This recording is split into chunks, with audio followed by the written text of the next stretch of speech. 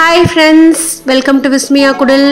இன்னைக்கு எல்லாருக்கும் ஒரு சூப்பர் மோட்டிவேஷன் கொடுக்குற மாதிரி என்னோட நைட் கிச்சன் கிளீனிங் தான் வந்து இருக்க போகுது. கண்டிப்பாக கிளீனிங் வந்து ஒரு ஸ்ட்ரெஸ் அப்படின்னு நினைக்கிறவங்க இந்த வீடியோ பாருங்கள். கிளீனிங் வந்து ஸ்ட்ரெஸ் கிடையாது, அது ஒரு ரிலாக்ஸேஷன் அப்படிங்கிறது புரியும். ஸோ நான் நைட்டு வந்து பார்த்தீங்கன்னாக்கா ஃபஸ்ட்டு வந்து என்னோட மைக்ரோவேவ் வந்து ரொம்ப நாள் ஆச்சு க்ளீன் பண்ணி, அதை வந்து நான் பண்ணலாம் அப்படின்னு சொல்லிட்டு ஒரு பவுலில் வந்து லெமனை வந்து போட்டு வினிகர் கூட போட்டுக்கலாம், உள்ளே போட்டு அதில் வந்து கிளீனிங்க்குன்னு ஒரு செட்டிங் இருக்குது. அதை வந்து நம்ம ஆன் பண்ணோம் அப்படின்னாக்கா ஒரு 5 minutes வந்து டைம் காமிக்கும். அது உள்ளே ஃபுல்லுமே வந்து ஒரு மாதிரி வெட் பண்ணி அந்த க்ரீஸ் எல்லாமே வந்து மெல்ட் ஆகிடும். அதுக்கப்புறமா நமக்கு வந்து க்ளீன் பண்ண ஈஸியாக இருக்கும். என்னோட கிச்சன் கிளீனிங் டெய்லியும் நைட்டு இப்படி தான் இருக்குமா அப்படின்னா கண்டிப்பாக இல்லை. ஸோ இப்போ வந்து இன்டீரியர் ஒர்க் நடக்கிறதுனால தான் என்னால் இந்த கபர்ட்ஸ் எல்லாமே வந்து க்ளீன் பண்ணுற மாதிரி ஒரு சுச்சுவேஷன் இருக்குது. எனக்கும் பின்னாடி இருக்கிற அந்த மஸ்கிட்டோ நெட் வந்து பார்த்தீங்கன்னா தெரியும், அந்த அளவுக்கு டஸ்ட் வந்து அதில் ஏறி இருக்குது. அதை வந்து நம்ம இப்போ க்ளீன் பண்ண முடியாது.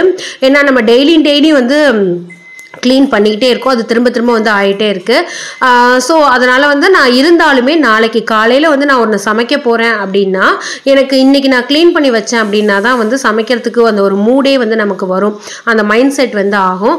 அதுக்காக தான் கிச்சன் கவுண்டர் டாப்லாம் வந்து ஓரளவுக்கு சோப் போட்டு, நார்மல் சோப் நம்ம டிஷ்வாஷர் சோப் வந்து போட்டு நல்லா கழுவிட்டு அதை வந்து மைக்ரோ ஃபைபர் கிளாத் வச்சு தொடச்சிடலாம் அப்படின்னு சொல்லிட்டு.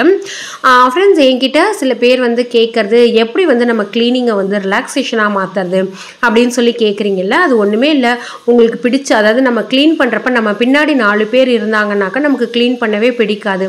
உங்கள் வீட்டில் யாரும் இல்லாத டைமா, அந்த டைம்லாம் போர் அடிக்குதுன்னு சொல்லிட்டு நிறைய பேர் பண்ணுறது வந்து ஃபோன் பேசுறது, டிவி பார்க்குறது, இந்த மாதிரி இருக்கும்ல. உங்களுக்கு பிடிச்ச மியூசிக் வந்து ப்ளே பண்ணிவிட்டு இதை வந்து ஸ்டார்ட் பண்ணுங்கள். உங்களோட மைண்டை எல்லா கான்சன்ட்ரேஷன் எல்லாமே வந்து பார்த்திங்கன்னா அந்த மியூசிக் ப்ளஸ் சாங்கோட லிரிக்ஸில் தான் இருக்கும்.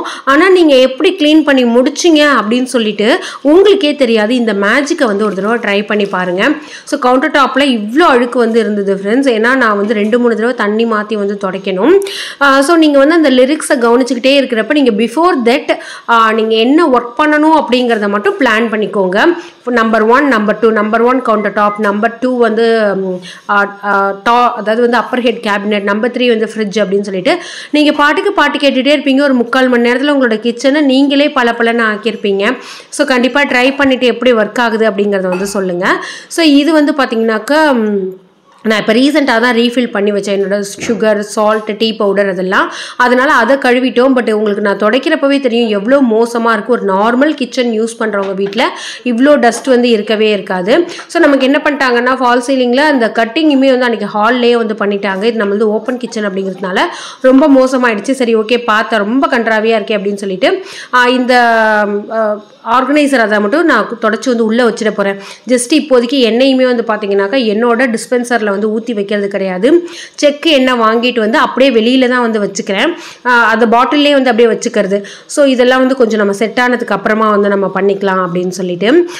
இன்னொரு ஒரு விஷயம், சில பேர் வந்து நமக்கு மெயில் அனுப்புறது அதெல்லாம் வந்து எனக்கே ரொம்ப கஷ்டமாக இருக்கும்.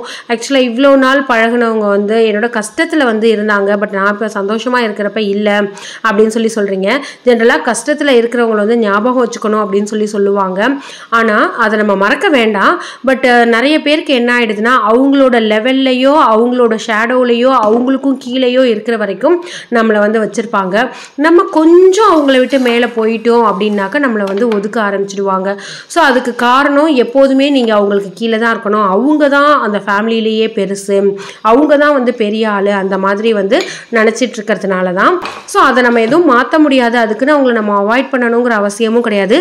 ப்ளீஸ், இதை நான் யாரையும் பர்சனலாக பின்மார்க் பண்ணி சொல்லலை. ஸோ அது மட்டும், ஏன்னா நம்ம இப்படி சொல்கிறப்ப அது எல்லாரும் அவங்க யார் அப்படி நினச்சாங்கங்கிறதே அதுக்கப்புறம் தான் நமக்கு வந்து தெரியுது. ஸோ அவங்களும் சொன்னோன்னு சொல்லி நினச்சிடுறாங்க. இது வந்து ஒரு ஜென்ரல் டாக் தான்.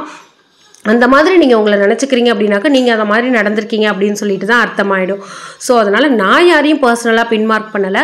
ஸோ அந்த மாதிரி இருக்கிறவங்கள்ட்டேருந்து நீங்கள் விலக வேண்டாம், அவங்களே விலகி போயிடுவாங்க. நீங்கள் ரொம்ப மேலே போக உங்ககிட்டேருந்து டிஸ்டன்ஸில் வந்து போயிடுவாங்க. ஸோ அதை பற்றி நீங்கள் மைண்ட் பண்ண வேண்டாம். நீங்கள் உங்களோட வேலை என்ன, எதை நோக்கி நீங்கள் போகணும், அதை மட்டும் வந்து மைண்டில் வந்து வச்சுக்கோங்க. இப்போ நம்மளோட அந்த மைக்ரோவேவ் வந்து பார்த்தீங்கன்னாக்கா கொஞ்சம் நம்ம வந்து உடனே அந்த 5 மினிட்ஸ் முடிஞ்ச உடனே வந்து ஓப்பன் பண்ணக்கூடாது. ஏன்னா சூடாக இருக்கும். கொஞ்சம் ஒரு 10-15 நிமிஷம் மற்ற வேலையை வந்து பாருங்கள். அதுக்குள்ளே அது வந்து கொஞ்சம் வார்ம் ஆகிடும். அதுக்கப்புறமா நம்ம வந்து ஒரு மைக்ரோ ஃபைபர் கிளாத்தோ இல்லை டிஷ்யூவோ போட்டு வைப் பண்ணோன்னா க்ளீன் ஆகிடும். ஸோ இந்த மாதிரி மெயின்டைன் பண்ணிட்டோம் அப்படின்னாக்கா எந்த ஒரு பேட் ஓடருமே இருக்காது, அந்த ஸ்மெல் எதுவுமே வந்து இருக்காது. மைக்ரோவேவில் நீங்கள் அதை வந்து செக் பண்ணி பாருங்கள். இப்போ வந்து நீங்கள் நான்வெஜ் செய்கிறீங்க அப்படின்னாக்கா லெமன் போட்டு ஒரு பவுல் வந்து வச்சிட்டிங்க அப்படின்னாலே போதும். ஸோ இது வந்து பார்த்திங்கன்னா என்னோட டிஷ்வாஷரில் க்ளீன் பண்ணது, அந்த பேன் ரெஸ்ட்டெல்லாம் வந்து க்ளீன் பண்ணியிருந்தேன். அதனால் அதை துடைக்காமல் அதை மட்டும் நகர்த்தி வச்சுட்டு என்னோடய கேஸ் ஸ்டவ்வை மட்டும் வந்து துடைச்சிக்கிறேன். இதுவுமே டீப் க்ளீனிங் கிடையாது. ஏன்னா நாளைக்கு காலையில் திரும்ப தூசி ஆக போகுது. பட் நான் வந்து ப்ளசண்ட்டாக வந்து சமைக்கணும், எனக்கு வந்து கிச்சனில் வேலை செய்ய பிடிக்கணும் அப்படின்னாக்கா அட்லீஸ்ட் இந்த அளவுக்காவது க்ளீனாக இருக்கணும், அப்போ தான் வந்து பிடிக்கும். ஸோ நைட்டில் மேக்ஸிமம் வந்து பார்த்திங்கனாக்கா லக்ஷ்மி தேவி வந்து கிச்சனில் தான் வந்து தங்கியிருப்பாங்க அப்படின்லாம் வந்து சொல்லுவாங்க, அன்னலக்ஷ்மி அவங்கெல்லாம். ஸோ அந்த மாதிரி இருக்கிறப்ப நம்மளோட கிச்சனை அவ்வளோ மெஸ்ஸியாக வந்து போட்டுட்டு போனோம்னா காலையில் வரப்போ ஏனோ தானோன்னு தான் சமைப்போமே தவிர நல்லாலாம் வந்து சமைக்க மாட்டோம். கண்டிப்பாக நீங்கள் இப்படி ஒரு தடவை க்ளீனிங் வந்து செக் பண்ணி பாருங்கள். இது எல்லாமே வந்து டிபெண்ட்ஸ் தான். நான் இந்த மாதிரி டெய்லியும் ஃப்ரிட்ஜை துடைப்பேனா அப்படின்னா நோ, டெய்லியுமே வந்து எல்லாத்தையுமே துடைப்பேனா நோ. எனக்கு கண்ணில் வந்து அந்த இடத்துல தூசி பட்டதுனாக்கா பிடிக்கலை ஓகே அப்படின்னா ஜஸ்ட்டு மைக்ரோ ஃபைபர் கிளாத் வச்சு ஒரு வைப் பண்ணி விட்டுருவேன். இந்த ஒரு பிளான்ட்டை பற்றி கேட்டிருந்தீங்க. இதுக்கு ஒன்றும் பெரிய மெயின்டெனன்ஸ்லாம் கிடையாது, ஈஸி மெயின்டெனன்ஸ் தான். நம்ம வந்து 2 நாளைக்கு ஒரு தடவை தண்ணி வந்து மாற்றி வைக்கணும். அது மேலெல்லாம் வந்து லைட்டாக தண்ணி ஊற்றி அந்த டஸ்ட்டெல்லாம் வந்து நான் ரிமூவ் பண்ணிட்டு வச்சுட்டேன்.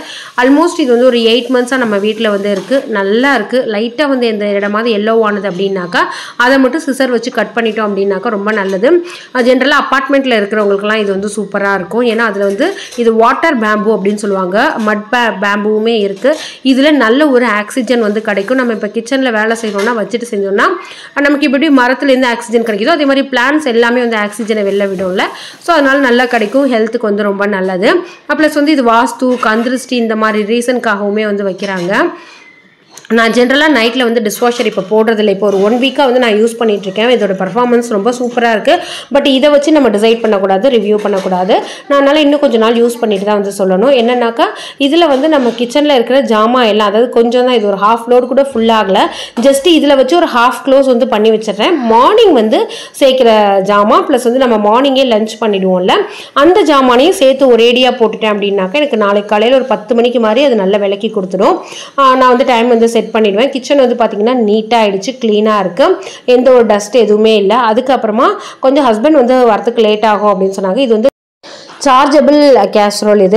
இது உள்ளே வந்து பார்த்திங்கன்னா அந்த பேன் வந்து தனியாக கொடுத்துருப்பாங்க, அந்த ஸ்டெயின்லெஸ் ஸ்டீலில் இருக்கிறது.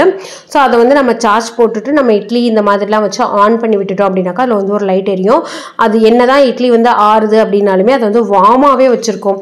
ரொம்ப ஹீட்டாக உள்ள அந்த இட்லி எல்லாம் லைட்டாக ஆறுனதுன்னா லைட்டாக வந்து ஒரு மாதிரி அழுத்தமாகிற மாதிரி இருக்கும்ல, அதெல்லாம் வந்து ஆகவே ஆகாது, வார்மாக வந்து மெயின்டைன் பண்ணிக்கிட்டே இருக்கும். நல்லா சூடாக சாப்பிட்ற ஒரு ஃபீல் வந்து இருக்கும். ஸோ அவங்களுக்கு எல்லாமே எடுத்து வச்சிட்டோம் அப்படின்னாக்கா சப்போஸ் நான் தூங்கிட்டேன் அப்படின்னா கூட அவங்க வந்து சாப்பிட்டுக்கிறதுக்கு ஈஸியாக இருக்கும் அப்படின்னு சொல்லிட்டு பிளேட்டு ஒரு கிளாஸில் வந்து தண்ணி எல்லாமே வந்து வச்சிடுறேன். லாஸ்ட்டாக வந்து பார்த்திங்கன்னா சாதம் வந்து கொஞ்சம் மிந்தி போச்சு, வெயில் காலம் அப்படிங்கிறதுனால தண்ணி ஊற்றி சாப்பிட்லான்னு கொஞ்சம் தண்ணி ஊற்றி வச்சுட்டு உரம் வந்து அது மேலேயே ஊற்றி வச்சிடுறேன். காலையில் புது மோரை ஊற்றி சாப்பிட்றப்ப ரொம்ப நல்லாயிருக்கும்.